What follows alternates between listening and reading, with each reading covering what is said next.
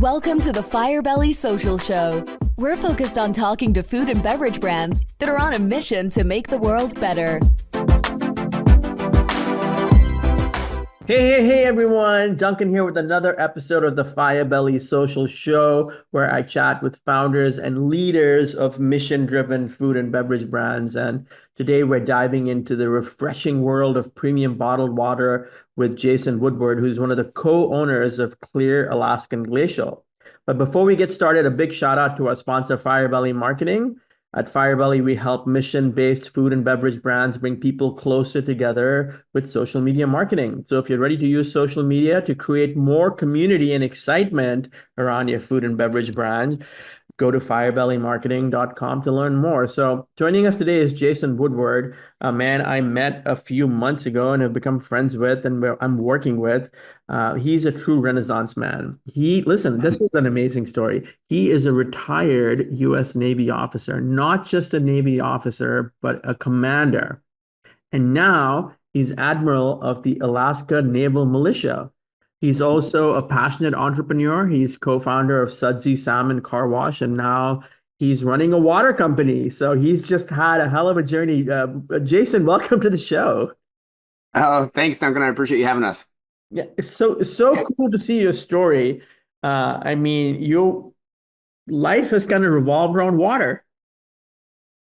You can say that for sure, from the Navy to car washing to drinking it now. I haven't ever heard it put that way, but I appreciate that I mean, analogy. it's been a red line through your whole life, water. I mean, you've been sailing in the water, you've been, working with people and you're still, involved with the militia, and you're the admiral of the Yeah, Alaska. you may have just found my passion or my purpose. I didn't realize it was water until you said that, but I guess it is. That's the purpose. Yeah, the Admiral piece is pretty funny because I guess it goes along with my entrepreneurial spirit, even though I was in the Navy. Is that when I retired from the Navy, I was actually a commander, and I'm a Naval Academy class of '99.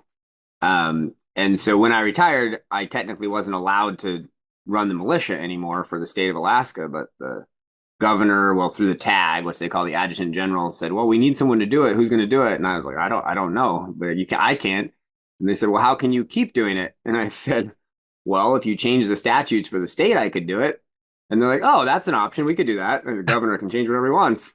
And then I was like, "Well, if you're going to do that, you have to make me an admiral too." So technically, I'm the first admiral in my class, or was, but it was only because I asked the right question at the right time. So it's an entrepreneurial path to admiral.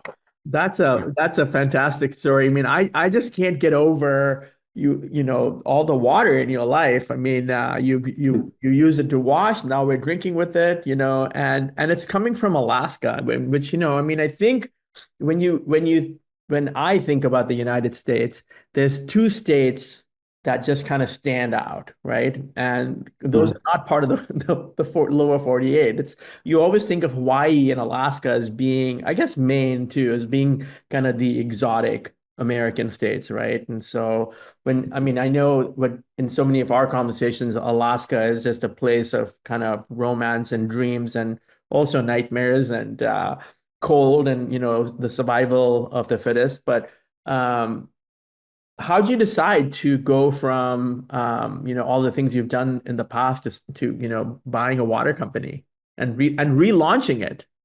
Yeah. No, that's funny. And when you say states, I always think of Texas too, because they always think they're big. But when it comes to Alaska, they kind of fit inside, and it's pretty cute. People always talk about that. So there's a shout out to Texas. The water piece, where would I start? So I would say the car washing really started the big entrepreneurial push.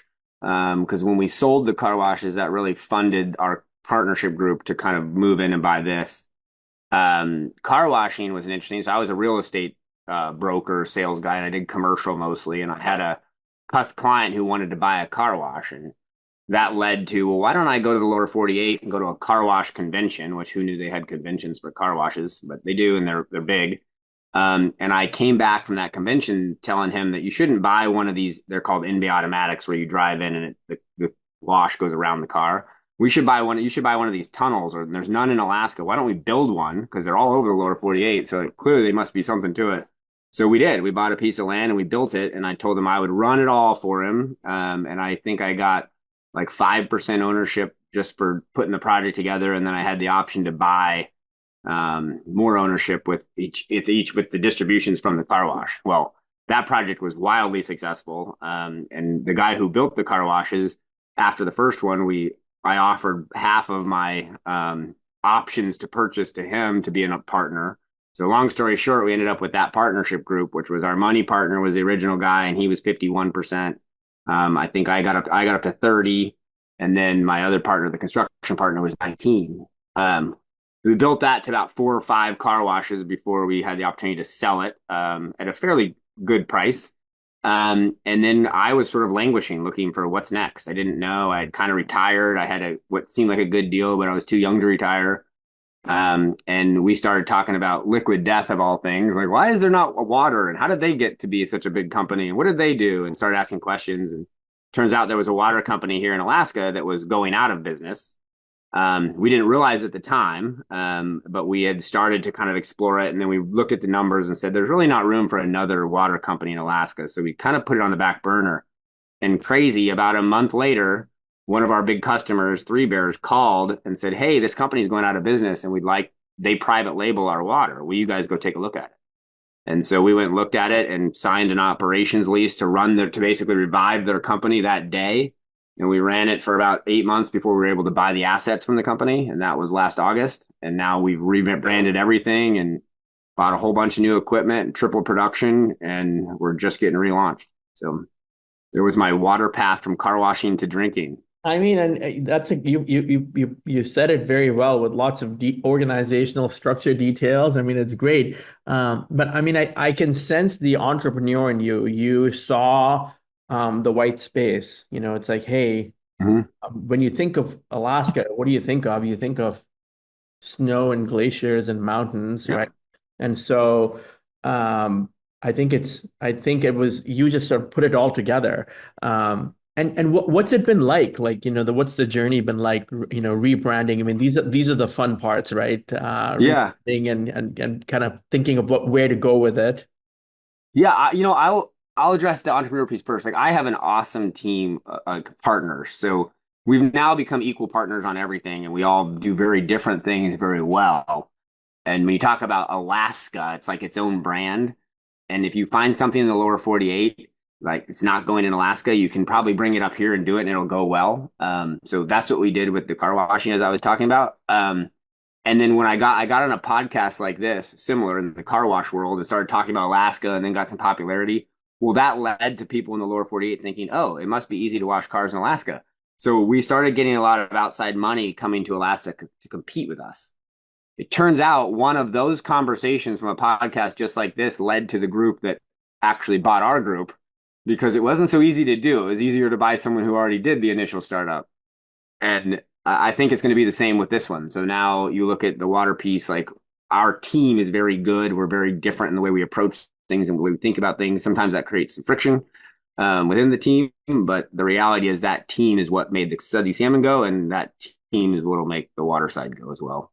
Yeah, that's really somebody will buy it eventually because they'll listen to your podcast. That's fantastic. And I mean, water is a competitive space, right? And I'm assuming that the angle is Alaska has this magnificent image around it, and it enjoys and is associated with so many different qualities, Yeah. What are some of those that you've kind of tapped into? So over the last 20 years, this brand, there's been several players that have gone after Alaska water as a commodity. And they have all consolidated to the one that we purchased, gone out of business, weren't able to produce, whatever the reasons were. And there's been a lot of money thrown at it as well in Alaska because of the uniqueness of logistics to Alaska. So shipping water over water to Alaska is very expensive. Water is a very competitive market, but it's also very much logistics heavy. The previous company ran out of money or didn't make it work because they couldn't produce. So they would get a PO and then they wouldn't be able to deliver on it. So there was no reliability to their logistics chain to provide water locally. That's why they went out of business. So when we came into the game, we saw the opportunity. We love the opportunity because Alaska is not big enough for 2 large plants. It's just not. Like, you wouldn't come in and compete probably and build a multi-million-dollar plant because there's only 700,000 people in Alaska, and most of them are right where we are. So that creates a challenge, and it creates a unique sort of wall around us, if you will. And then the logistics challenge is real, and it keeps getting more and more expensive.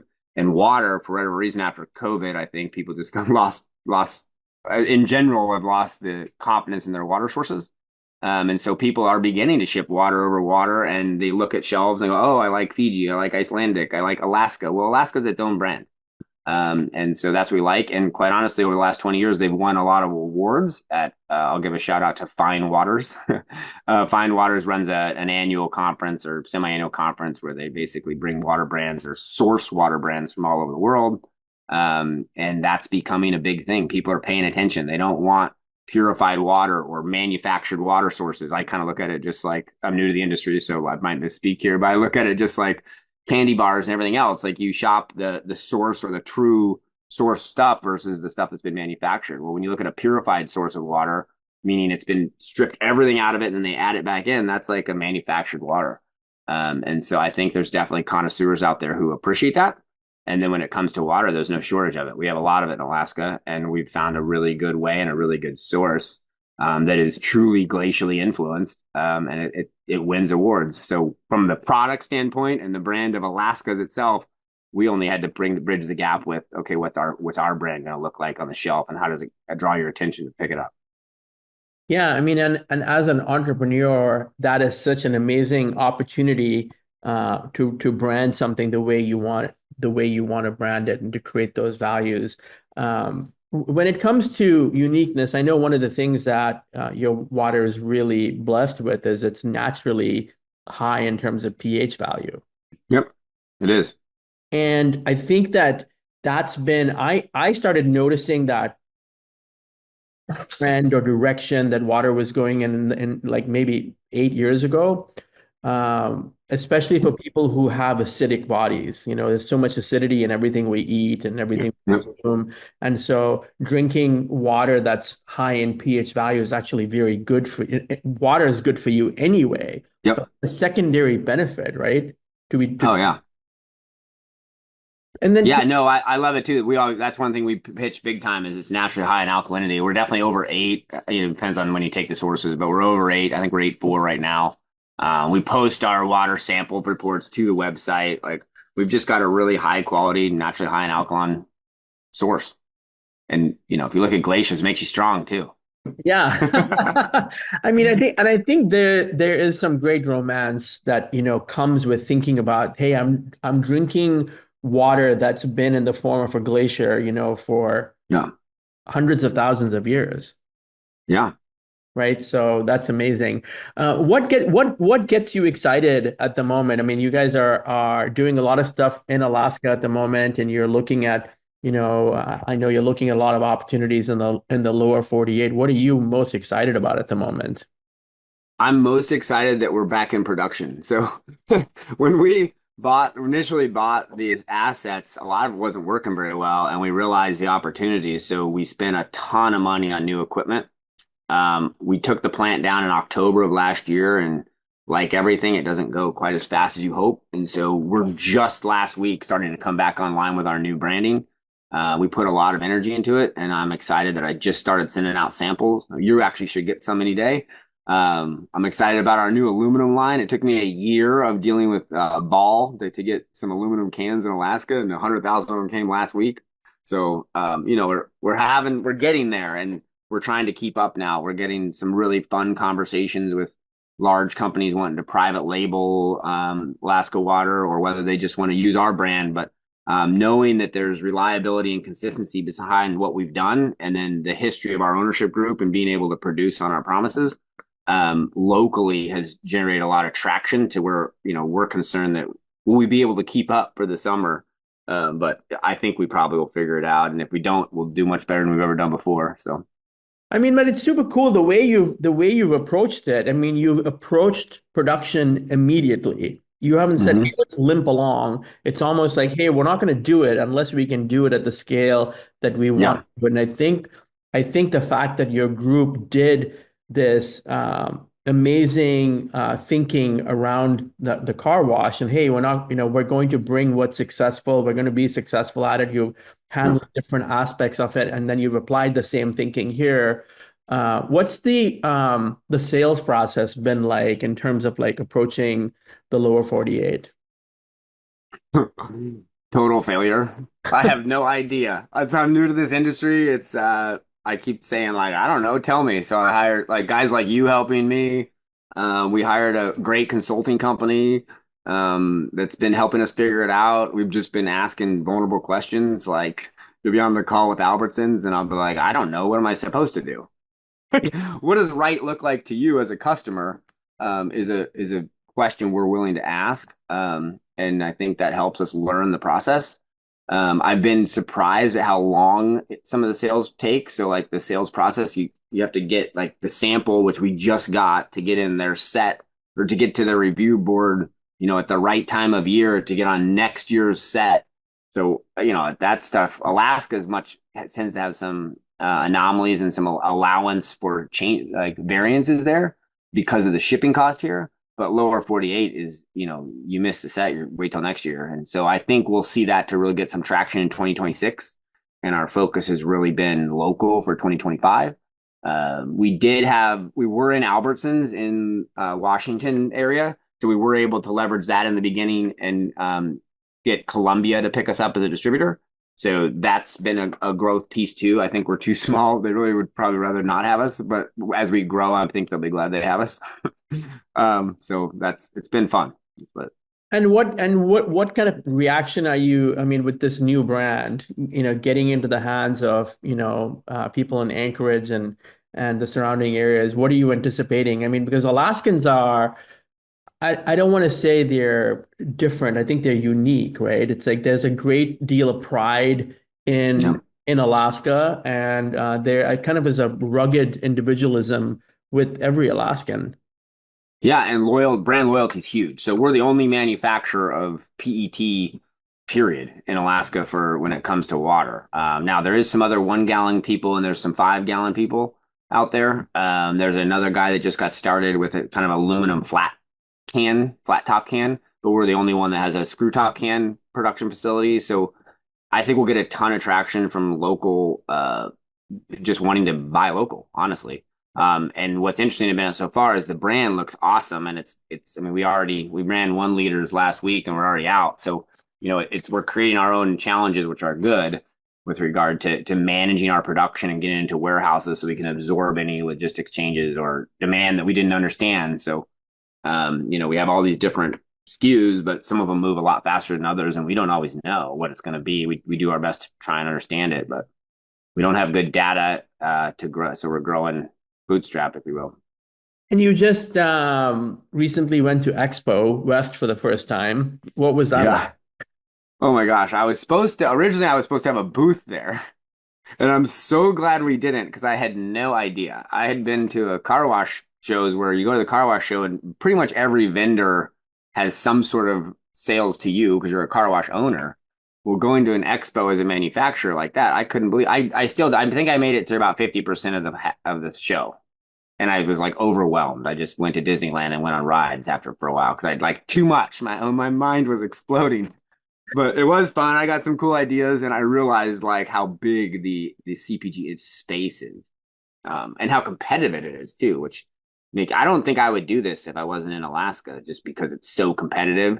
But Alaska is very isolated, and we have our own brand. Like we are Alaska, so That's right. That's right. And just having just recently come back from Hawaii and I've been to Alaska not so recently. I mean, those are two very, I mean, I think maybe yeah, Texas is the only state that kind of has that. I mean, I guess California, but there's yeah, a brand around Alaska. There's a brand around yeah. Hawaii, Yeah, and it's crazy. Hawaii has a ton of water brands. Now, that was another thing we were noticing too. We were in Hawaii too last year before we bought this, and I was like taking pictures of the coolers, going, "Man, there's so many Hawaii brands. There's none in Alaska. There's one. I mean, and really, the reality is there's more than one, but they're all manufactured by the same plant, which is ours. So we've gone down this road of you asked what Expo West was. We kind of came out of Expo West realizing, okay, who are we? we're a manufacturer and we also have brands and we also are willing to co-pack other people's brand. So like with the right dynamic, we're kind of controlling that resource of, drinking water in Alaska. So that's fascinating. I have to ask this question. When it comes to your sales in Alaska, you're a manufacturer, you have brands, you're a co-packer. Are you a distributor too for your own water? Some. So we have a lower end brand, or just a lower end, just a cheaper bottle, I guess you'd call it in this industry, that we are sending out as refresh water, and we do send that direct. We also have a distributor, and he gets a price that's below that, so that we don't want to undercut him. And so the conversation we're having is most people want that at the truckload level, and he doesn't want to carry truckloads of water. He'd rather carry truckloads of jerky, or things that make him more money. And Yeah. so there's a conversation there of, and I don't know what the industry is, but in my head, I broke down that margin that we would make or not make there into, I put on my board here. I have it as like distributor, or I have it as like just distribution, merchandising, and then promotions. And so I broke it out each by like 10%. So just assuming that, okay, the distributor obviously needs to make a margin, but there's some things he wants to do and some things he doesn't want to do. And let's just make that a transparent conversation with the customer. Like if you want delivered direct to your store, but you want him to merchandise, obviously he has to get paid for that. If you want him to do everything in the middle, have to pay for that. And so then we've got this dynamic going where when somebody calls and they want a pallet of water, I just say, well, go to Walmart. You can get a pallet of water there cheaper. You can get it from me. If you want a truckload of water, then it would make more sense to get it directly from me. That's And I hope to bring Costco into that game too, so that they can get direct too. Because a lot of people in Alaska pick up their water that's shipped over the water from Costco for like businesses, things like that. Yeah, that's really fascinating. I think it's something that a lot of beverage companies are considering more and more. I spoke to Sid from, I think it's Wild Bay Kombucha a few months ago, and what they did was when they were going through the pandemic, they actually started distributing their own products. Mm-hmm. Yep. Some Yep. distributors were not doing what they needed to do, and then Yep. there's a shout out to Orangely, which is a non-alcoholic bottle shop in Mm-hmm. Indianapolis, and they bring so much product in, so they're distributing their own product too. So it's really Yeah. not their own No. product.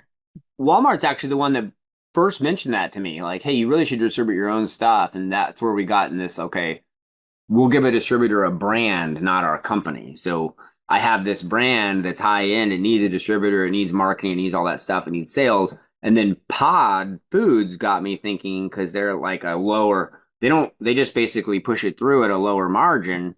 And so that's where I started to wrap my head around, okay, if the distributor is young and hungry and they want to sell for me, they get a bigger margin. If they just want me to do all the selling and pull it through for them, then it should be less because I don't expect them to sell. I just expect them to distribute and merchandise. If they don't want to do anything except for deliver it to the door, there's a different piece and make it a transparent conversation and then have the data to support it. Like if our contract is that you're going to distribute and sell and everything else and we're not growing and our short shelves are empty, there's a problem. Now, we don't necessarily have the bandwidth yet in the lower 48 or the strength to like go after, like have that conversation. But we're trying to be stronger as we grow. Yeah, I mean, I think that's such an interesting situation where Pod is definitely Peter Jolansas has been on the show here, and he's done such a great job. They've done such a great job with disrupting the distribution space and like Mm-hmm. eliminating all the headaches and all the stresses that manufacturers have to go through and say, hey, I mean, at the end of the day, the manufacturer still has to generate the demand, but at Yeah. least they eliminate all the hidden fees and all the stuff Yeah. that, can be so crazy. So shout out Yeah. to those guys. And I Oh think, yeah. Like and I, I can't believe like we're kind of getting into Amazon right now, and I can't believe the amount of fees there are between us and the consumer. Like we sell it for, $10 and they sell it for 30, 40. Like, and I mean, there's just so many layers along the way. And I would argue, I don't know what the actual number is, but we always say 9/10 of it is logistics to get it to you as the consumer. Yeah. And obviously, if you're just ordering online, expect it delivered to your house, you're going to pay a lot more than if you go down to Walmart and pick it up. And even that Amazon space is complicated, right? It's like, hey, are you going Yeah. to show up? What keywords do you show up for? You know, Yeah. and great that guys like Eric Martindale, shout out to Eric, help Yeah. simplify that and the whole retail media opportunity. But you mentioned We just hired Eric the other day for our Amazon effort. So we're excited about that. that's amazing. Yeah. Eric Martindale. He's Mhm. we tease I tease him and say he's both the most handsome and the hardest working man in retail media. So I also don't Yeah, know he was him. amazing for us. I mean, haven't paid him anything. He's probably worked for us for 3 months just to get us to the point of, okay, it's an opportunity, Yeah. which I think that's the way it does. You have to challenge and coach and train. Otherwise, we don't know what we're doing. I mean, So, and we were speaking of Fiji water earlier, and years and years ago, I don't know, 15 years ago, there was a rap artist that partnered with Fiji Water. oh, And that rap artist took a natural love to your water. oh, are you serious? I didn't know that Ludacris was the same. That's funny. Luda! You mean Ludacris is rumored? I was doing some searches online. Ludacris is rumored to have really loved your water. Yeah, he was up here for the fair, which I'm sure this year at the fair we'll actually have our water. And I think he took a helicopter up to a glacier and like drank out of the glacier. And then, of course, that led to, oh, I need glacier water, which led to he did some post with his refrigerator full of our water. That's why hopefully we'll figure out how to connect that dot now that we're getting up and running. But at the time, I didn't even know what I was doing on social media, and I just tried to like link him back or something. And I'm sure that I have to have a publicist connect us somehow, but it was funny. Well, and he also has that song, right? Splash Waterfalls. So I mean, Ludacris, Oh, he didn't know at the time that he was just heading towards an Alaska connection. So yeah. that's Well, I will. Hopefully, we can make that connection. So figure out. I'll send him a pallet of water. and hey, I think they're still making Fast and Furious movies or spin-offs. Yeah. Hey, I mean, I think that, maybe Ludacris can drive his car, through a truck of Alaska water and grab one as he's going through. Oh, I love it. We'll leave that to you. I mean, let me ask you this. I think one of the key t takeaways here, for we're going to be doing some more emerging brands over the next few months, but one of the key takeaways here is don't go it alone, right? No. If you're a solopreneur, which there are so many out there, it takes a village really to get Mhm. brand off the ground into a place where you're selling and you're planning and you're doing all these things. And would you say that this kind of village approach where you have a partner team, as you call it, that's been instrumental in you being able to get where you are today? Oh yeah. I mean, I've always been a team player and I've always liked the relationships of teams and I probably wouldn't enjoy a solo business, honestly. I mean, I'm sure when it sells at the end, maybe the financial side is good, but I would argue you probably don't grow it to the same level it could be if you're not combining the right partners. And that came up actually at Expo West. We watched some of the emerging brand conversations and it came up several times of not only the team side, but also being very clear delineating whose responsibilities are what and people working within their strengths on that team. So yeah, I'm a big fan of the team. And then even what I would call gig workers or I've heard the guys like you like hiring other companies that are going to come in and do a specific function for you or Eric Martindale's group for Amazon or we hired a consulting team that we don't because we don't know CPG to help us understand like bringing those people into your team as well and letting them go to succeed instead of trying to micromanage their efforts is huge Yeah, and with the support of AI in today's world. absolutely. And shout out to John Facenda, right, from the bridge, Yeah. I guess is now North Highland. I don't know what they're. I think it's like Sanso. Yeah, maybe it is North Island. Yeah, yeah, yeah. I mean, and I think that, one of the things that really impressed me talking to John is the intelligence component of like, hey, don't do this because we've got, data that says that won't work. And so Yeah. I think if anything, someone that's considering starting or someone that's new to the founder journey should think about is like, hey, Yeah. I mean, that was something that really impressed me about you in one of my early conversations with you is you were like, hey, you got anyone I should talk to? And then you Mhm. would immediately talk to them. Then, days Yep. later, I'd be connecting with those people and they'd be like, yeah, Yeah. already talked to Jason. And so I think Yeah. that is a key learning. Any other advice that you'd give to someone starting out in Well, CPG? it's funny you said that because Elizabeth, who was on one of your podcasts that I listened to, and then I was like, oh, she might have something that I need. Yes, We're yes. gonna meet at the Fine Waters Conference next month in Atlanta. Because so we'll sit at the same table with the water sommeliers, like pairing food with water in our fine wine glasses without no alcohol allowed. But it's very fun, and like I'm looking forward to meeting her in person. So yeah, no, I think that's my best advice is to just be vulnerable. And I mean, when you find an opportunity that you're isolated from, you can be vulnerable.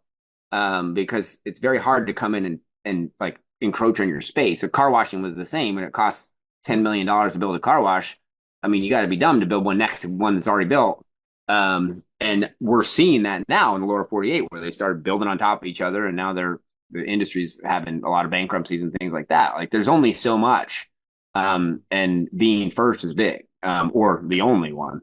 So, and I kind of learned that from the real estate industry where I was a broker for a long time where I would basically train your competition, and they get good enough when your value is service, like you can't control people, but you can control resources. And I think that's the key, is from our entrepreneurial approach is like we're controlling the source to deliver and then, defend ourselves. I mean, I think that you've got a lot of things going for you. I mean, you've got the power of Alaska, behind your Mhm. brand. The cans look really good.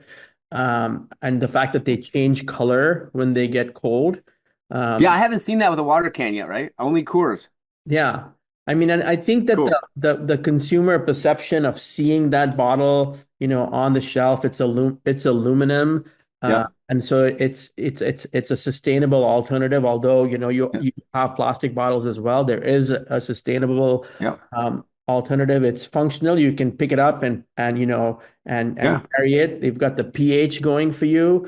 Yep. I really do think that there are a lot of things there. And Yep. if you're listening to this and you're a founder, you got to think about what things can you use, so you can Hmm. get the plane off the ground. But it's a terrible Yeah. analogy with a naval guy. Get the ship. I named Aviator. I was a helicopter pilot. See, at least you could have said the helicopter off the ground. Helicopter off the. Hey, listen. I mean, this has been an amazing conversation, and I wish you the best at the Fine Water Conference, and would love to have you back to talk about the Fine Water Conference. Yeah, for sure. We're gonna win an award on our design with our can that the glaciers change color when it's cold. Oh, that's That's amazing. my prediction. That's your prediction. And you're going to hang out with Elizabeth Corbett, who is another Yep. a former guest Yep. of the podcast. So this is great. Jason, thank you so much for sharing your time. We want to make sure that we tell people how to find the water. So it's clearalaskan.com Yep. and Clear Alaskan Glacial Water. And so if you want, you can go check it out on Amazon here very shortly. And Yep. it's been great to hear. I've learned so many new things about you. You were a commander in the U.S. Navy. You're the first admiral in the Alaskan Naval Militia. You were a helicopter pilot. You drove your way through the car wash world, and wishing you the best with the water venture. Awesome. So if Thank you. you're welcome. If you're a mission-driven food or beverage brand ready to build a thriving community and grow your presence through social media, Firebelly Marketing is there to help. Head to firebellymarketing.com to see how we can help you. Thank you so much for listening. Thank you so much to Jason for sharing his time. He's got a meeting coming up immediately with Walmart, so he's got to get to that. Don't forget to subscribe, rate, and review the Firebelly Social Show so you never miss an episode. Until next time, keep making a difference one sip at a time, and keep your eye out for this amazing clear Alaskan glacial water. Thank you, everyone. Thanks for listening to the Firebelly Social Show.